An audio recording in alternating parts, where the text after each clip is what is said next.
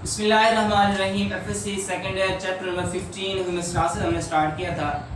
तो इंट्रोडक्शन हमने complete detail के साथ देख लिया था। आज उसका सेकंड लेक्चर हम देखते हैं, ऑस्मोरेगुलेशन और balance of water and salt in the body. किस तरह से जो बॉडी के अंदर ऐसा मैकेनिज्म होता है जिसमें वाटर और सॉल्ट के लेवल को मेंटेन किया जाता है। तो ऑस्मोरेगुलेशन में बैलेंस वाटर और सॉल्ट के जो बैलेंस है, उस लेवल है, उसको मेंटेन किया जाता है। और इसको समझने से पहले हमें ऑस्मोसिस का जो कंसेप्ट है वो क्लियर होना चाहिए। ऑस्मोसिस में बेसिकली जो वाटर के मॉलिक्यूल है वो मूव करते हैं। तो ये तो एक चीज़ हो गई कि ऑस्मोसिस के अंदर वाटर के मॉलिक्यूल मूव करते हैं और वो मूव करते हैं एक मेम्ब्रेन के ज़रिए, और इस मेम्ब्रेन को कहते हैं सिलेक्टिव परमिएबल मेम्ब्रेन। मिसाल के तौर पर ये एक मेम्ब्रेन मौजूद है और यहाँ इसके दोनों साइड पे वाटर मॉलिक्यूल मौजूद है। यहाँ पे वाटर मॉलिक्यूल मौजूद है और यहाँ भी वाटर मॉलिक्यूल मौजूद है। तो अब यहाँ तो वाटर मॉलिक्यूल यहाँ से मूव करके यहाँ आएंगे या यहाँ से मूव करके यहाँ आएंगे। तो वाटर मॉलिक्यूल कैसे मूव करते हैं, किस तरह से मूव करते हैं, इसके लिए दो बातें होती हैं। पहली बात यह है कि ऑस्मोसिस का हमेशा ये रूल है कि वाटर के जो मॉलिक्यूल मूव करेंगे हाई वाटर पोटेंशियल से लो वाटर पोटेंशियल की तरफ, कि जिस जगह पे यानी वाटर पोटेंशियल ज्यादा होगा उससे मूव करके वो लो वाटर पोटेंशियल की तरफ जाएंगे। मिसाल के तौर पर इस साइड वाटर पोटेंशियल ज्यादा है तो यहाँ से वाटर के मॉलिक्यूल एक मेम्ब्रेन से गुजर कर इसकी तरफ मूव करके जाएंगे। ये तो हो गया वाटर पोटेंशियल के हवाले से। अब जो दूसरी इसमें बात होती है वो ये होती है कि ऑस्मोसिस के अंदर जो सॉल्ट के हवाले से अगर हम देखें तो वाटर वहाँ जो है ना, वाटर बेसिकली मूव करता है लो कंसंट्रेशन से हाई कंसंट्रेशन। यानी सॉल्ट के हवाले से देखें तो जहाँ सॉल्ट की कंसंट्रेशन लो होगी वहां से वाटर मूव करेगा उस एरिया की तरफ जहाँ सॉल्ट की कंसंट्रेशन ज्यादा होगी। तो इन शॉर्ट ऑस्मोसिस को हम ये कह सकते हैं कि ऑस्मोसिस एक ऐसा मैकेनिज्म होता है जिसमें वाटर मॉलिक्यूल मूव करते हैं through the selective permeable membrane.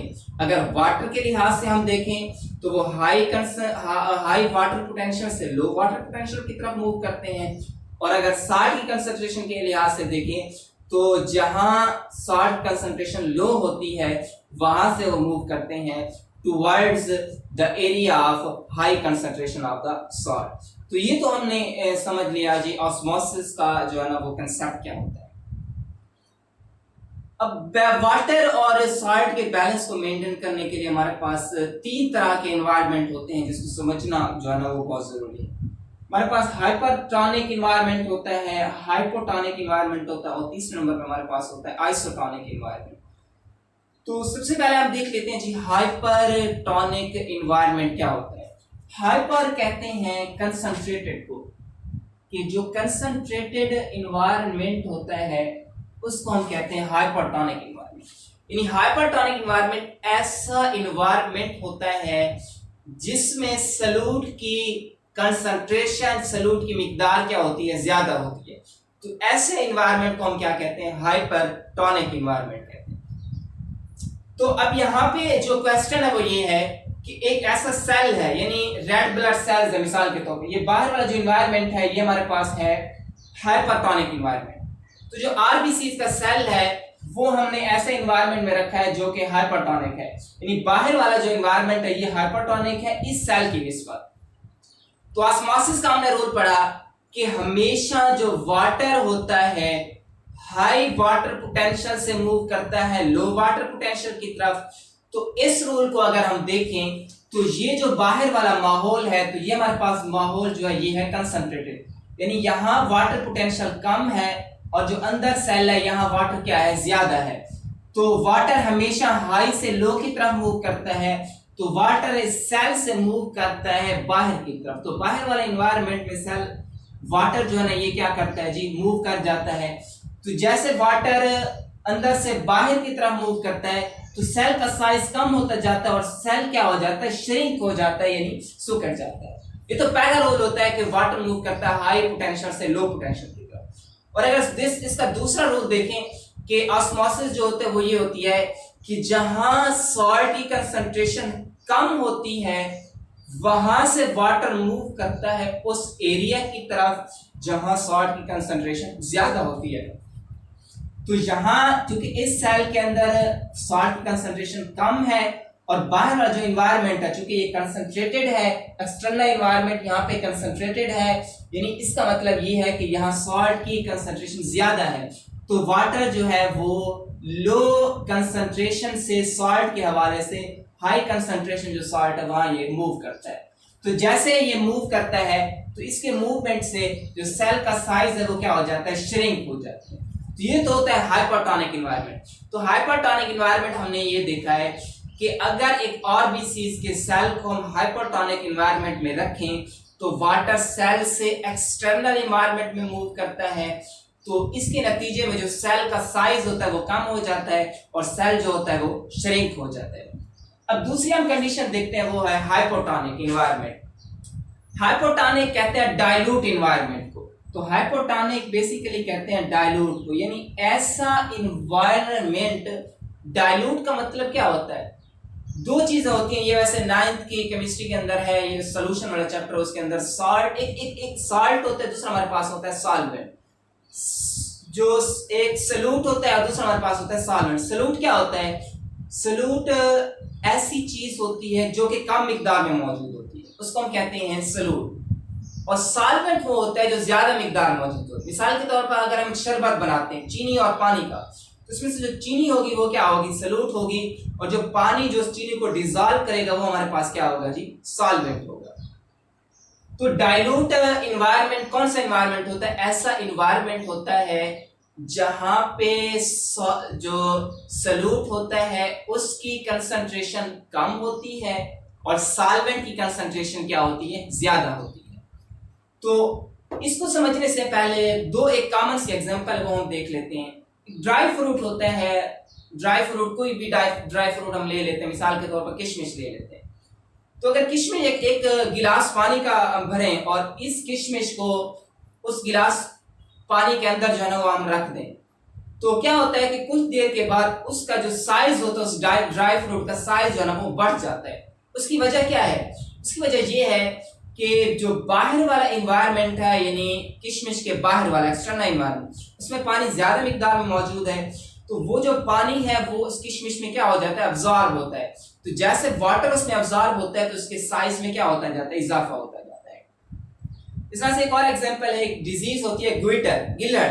तो गर्दन के ऊपर क्या हो जाते हैं, गिलहड़ हो जाते हैं। इसमें क्या होता है, इसमें होता है कि जो गिलहड़ होते हैं बेसिकली वो उसमें वाटर की अमाउंट कम होती है, तो वो ब्लड से वाटर को अब्जॉर्ब कर लेते हैं, क्योंकि ब्लड में वाटर ज्यादा अमाउंट मौजूद होता है एज कंपेयर टू गिलहड़। तो उसमें जो वाटर होता है वो उसको क्या कर लेते हैं जी, अब्जॉर्ब कर लेते हैं। तो जैसे अब्जॉर्ब कर लेते हैं उसके साइज में इजाफा होता जाता है। और आमतौर पर ये होता है कि इसकी इलाज के लिए एक जो देसी वो इलाज है वो यूज किया जाता है, वो ये है कि जो नमक, अगर पानी में नमक डाला जाता है और वो जो नमकीन पानी होता है उसके जो है वो गरारे करवाई जाती है, तो उसका फायदा क्या होता है, उसका फायदा ये होता है कि जो हम सोल्यूशन ले रहे हैं तो उस सोल्यूशन में चूंकि सॉल्ट ज्यादा है, अंदर जो गिलहड़ बने हुए हैं उसमें वाटर ज्यादा है। वाटर का असूल है हाई से लो की तरफ मूव करता है, तो वाटर जो गिलहड़ के अंदर है वहां से मूव करके उस सोल्यूशन में चला जाएगा जो हम सॉल्ट वाला ले रहे हैं। तो इसी तरह से जो है ना वो क्या हो जाता है, कुछ ना कुछ अफाका हो जाता है। तो हम चल आते हैं वापस हमारे टॉपिक की तरफ, हाइपोटोनिक इन्वायरमेंट। एक ऐसा बाहर वाला जो इन्वायरमेंट है वो हाइपोटोनिक है, यानी वो डाइल्यूट है, यानी सॉल्वेंट उसमें ज्यादा है और सॉल्यूट क्या है जी, कम है। तो एक आरबीसी का सेल है उसको ऐसा इन्वायरमेंट में रखते हैं जो कि हाइपोटोनिक है। तो ऑस्मोसिस का जो डेफिनेशन उसके रूल के मुताबिक वाटर हमेशा ज्यादा से कम की तरफ मूव करेगा, हाई पोटेंशियल से लो पोटेंशियल। तो बाहर वाला जो इन्वायरमेंट है, इस इन्वायरमेंट में वाटर क्या है, ज्यादा है, तो वाटर जो है वो बाहर से अंदर की तरफ मूव करेगा। तो जैसे ही वाटर बाहर से अंदर की तरफ मूव करेगा तो मूव करने के नतीजे में इसके साइज में क्या होता जाएगा, इजाफा होता जाएगा। तो इसका साइज बढ़ता जाएगा और बाज़-औक़ात ये जो है ना वो बस्ट भी हो जाता है। ये सेल जो होता है ना इसका साइज बढ़ता जाता है और एनिमल सेल में ऐसा होता है कि बस्ट हो जाता है क्योंकि उसके गिर्द कोई ऐसी सेल वॉल नहीं होती जो कि उसको प्रोटेक्ट करे। तो सेल मेम्ब्रेन तो होती है लेकिन सेल मेम्ब्रेन फ्लेक्सिबल होती है, लेकिन प्लांट सेल में ये बस्ट नहीं होता क्योंकि वहां जो है ना वो सेल वॉल जो है मौजूद होती है और उसको क्या करती है, प्रोटेक्ट करती है। तो हाइपोटोनिक एनवायरनमेंट यही होता है कि अगर आरबीसीज या कोई भी सेल अगर हाइपोटोनिक एनवायरनमेंट में हम रखें तो उसका रिजल्ट क्या होगा, वाटर उस एनवायरनमेंट से सेल में इंटर होगा। जैसे वाटर उस सेल में इंटर होगा सेल के साइज में इजाफा होता जाएगा। जैसे सेल के साइज में इजाफा होगा और सेल के लिए जो है ना ये चांसेस हैं कि सेल क्या हो जाए, बस्ट हो जाए या लाइसिस जो है ना वो हो सकता है। तो लास्ट हमारे पास है आइसोटोनिक एनवायरनमेंट। आइसो कहते हैं सीम को, यानी ऐसा एनवायरनमेंट जो कि एक्सटर्नल और इंटरनल सॉल्ट, सॉल्यूट और सॉल्वेंट की जो कंसंट्रेशन होती है वो क्या होती है, सेम होती है। यानी जितना एक्सटर्नल जो है ना वो वाटर मौजूद होता है उतना जो है ना इंटरनल क्या होता है, वाटर मौजूद होता है। जितना एक्सटर्नल सॉल्ट मौजूद होता है उतना इंटरनल क्या होता है, सॉल्ट मौजूद होता है। तो जितना वाटर यहाँ पे जो है ना वो लीव करेगा उतना वाटर यहाँ क्या होगा, अंदर दाखिल होगा।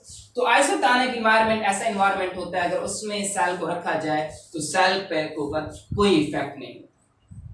तो ये तो हमने डिस्कस किया आइसोटोनिक एनवायरनमेंट। एक लास्ट हमारे पास एक टॉपिक है, एक लास्ट छोटा सा जो है ना वो एक डेफिनेशन, वो है टॉनिसिटी। क्या होता है टॉनिसिटी का नजरिया? टॉनिसिटी ये है कि एक्सटर्नल एनवायरनमेंट में और इंटरनल एनवायरनमेंट में जो सॉल्यूट और सॉल्वेंट की कंसंट्रेशन की जो रेशियो होती है उस रेशियो को हम कहते हैं जी टॉनिसिटी कहते हैं। तो ये तो हमने डिस्कस किया है जी balance of water and salt in the body. See you in the next video. Allah Hafiz.